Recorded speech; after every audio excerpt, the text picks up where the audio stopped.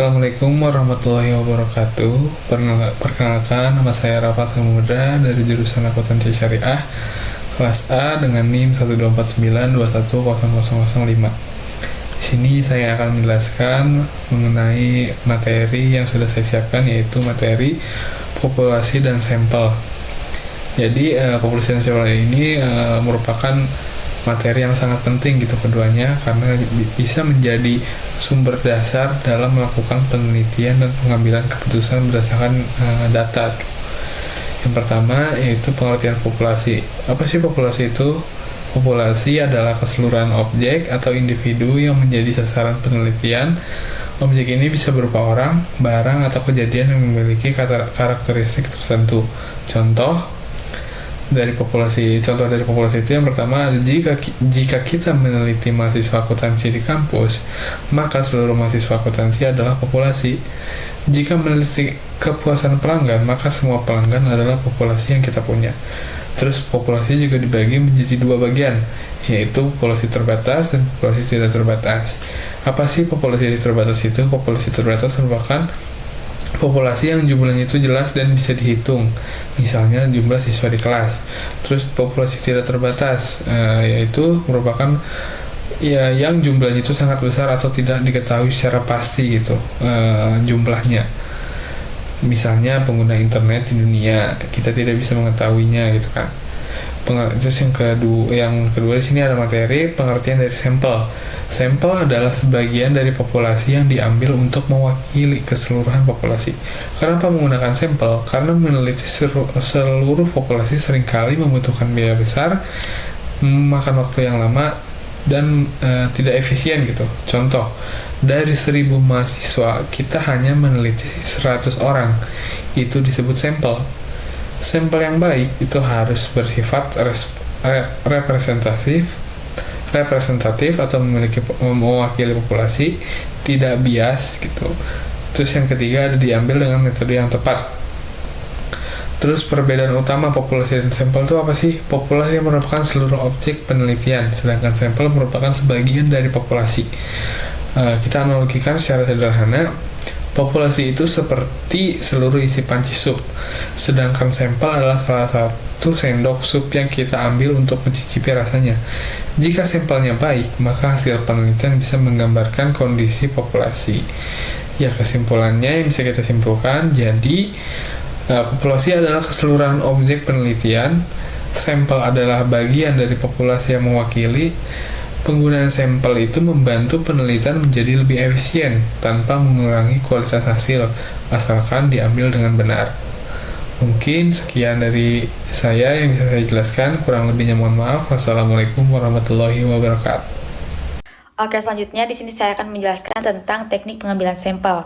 Yang pertama ada probability sampling. Probability sampling adalah teknik pengambilan sampel di mana setiap anggota populasi memiliki peluang yang sama untuk dipilih. Teknik ini menghasilkan data yang lebih objektif dan representatif. Yang pertama itu sample random sampling. Pengambilan sampel dilakukan secara acak tanpa memperhatikan strata dalam populasi. Contoh, memilih responden dengan undian atau acak. Kelebihannya sederhana dan tidak bias, namun membutuhkan daftar populasi yang lengkap. Yang kedua, systematic sampling. Diambil berdasarkan urutan tertentu dengan interval yang sama. Contohnya, di setiap anggota ke-10 dari daftar populasi, memilih setiap anggota ke-10 dari daftar populasi. Kelebihannya mudah dan cepat dilakukan, bias, tapi bisa juga terdapat pola dalam populasi. Yang selanjutnya, stratified random sampling. Populasi dibagi menjadi beberapa kelompok strata. Kemudian, sampel diambil secara acak dari tiap strata. Contoh, membagi berdasarkan jenis kelamin atau usia. Selanjutnya, kelebihannya lebih representatif dan kekurangannya memerlukan data detail populasi. Yang keempat, cluster sampling. Populasi dibagi menjadi kelompok cluster, lalu dipilih beberapa cluster secara acak untuk diteliti. Contoh, memilih beberapa sekolah dari satu wilayah. Kelebihannya efisien untuk populasi luas, kekurangannya tingkat akurasi lebih rendah dibanding teknik lain. Selanjutnya, non-probability sampling adalah teknik di mana tidak semua anggota populasi memiliki peluang yang sama untuk dipilih. Teknik ini lebih praktis namun kurang representatif. Yang pertama, convenience sampling. Sampel dipilih berdasarkan kemudahan akses. Contoh, responden yang mudah ditemui. Kelebihannya cepat dan murah, kekurangannya sangat rentan bias. Selanjutnya, purposive sampling. Sampel dipilih berdasarkan kriteria tertentu yang relevan dengan penelitian. Contoh, memilih ahli dalam bidang tertentu. Kelebihannya lebih fokus dan spesifik, dan kekurangannya bersifat objektif. Yang ketiga, kuota sampling. Peneliti menentukan jumlah sampel untuk tiap kategori, kemudian mengumpulkan hingga kuota terpenuhi. Contoh, 50 laki-laki dan 50 perempuan. Kelebihan memastikan proporsi tertentu, kekurangannya tidak acak. Selanjutnya, snowball sampling. Sampel diperoleh melalui rekomendasi dan responden sebelumnya. Contohnya, penelitian komunitas tertentu yang sulit dijangkau. Kelebihannya efektif untuk populasi khusus dan kekurangannya bias karena jaringan responden. Dapat disimpulkan bahwa probability sampling lebih akurat dan dapat digeneralisasi, dan non-probability sampling lebih mudah dan cepat tetapi kurang representatif. Oke, kali ini kita akan mengenai ukuran sampel dan jenis kesalahan dalam penelitian. Jadi, yang pertama ada ukuran sampel. Ukuran sampel ini merupakan jumlah individu atau unit yang diambil dari suatu populasi untuk dijadikan objek dalam penelitian. Penentuan ukuran sampel yang tepat sangat penting karena akan mempengaruhi tingkat representativitas data yang diperoleh. Sampel yang representatif adalah sampel yang mampu menggambarkan karakteristik populasi secara keseluruhan, sehingga hasil penelitian dapat digeneralisasikan dengan baik. Apabila ukuran sampel terlalu kecil, maka hasil penelitian berpotensi tidak akurat dan cenderung bias. Sebaliknya, jika ukuran sampel terlalu besar, meskipun dapat meningkatkan ketelitian, hal tersebut dapat menyebabkan pemborosan sumber daya seperti waktu, tenaga, dan biaya. Nah, dalam menentukan ukuran sampel, peneliti perlu mempertimbangkan beberapa faktor seperti jumlah populasi, tingkat kepercayaan, serta margin of error yang diinginkan. Salah satu metode yang sering digunakan untuk menentukan ukuran sampel adalah rumus Solvin, yang memperhitungkan jumlah populasi dan tingkat kesalahan yang dapat ditoleransi. Dengan menggunakan metode yang tepat, peneliti dapat memperoleh ukuran sampel yang optimal sehingga hasil penelitian menjadi lebih valid dan reliable. Selanjutnya ada mengenai margin of error. Jadi, margin of error merupakan tingkat kesalahan maksimum yang masih dapat ditoleransi dalam suatu penelitian. Konsep ini digunakan untuk menunjukkan sejauh mana hasil yang diperoleh dari sampel dapat berbeda dari kondisi sebenarnya dalam populasi.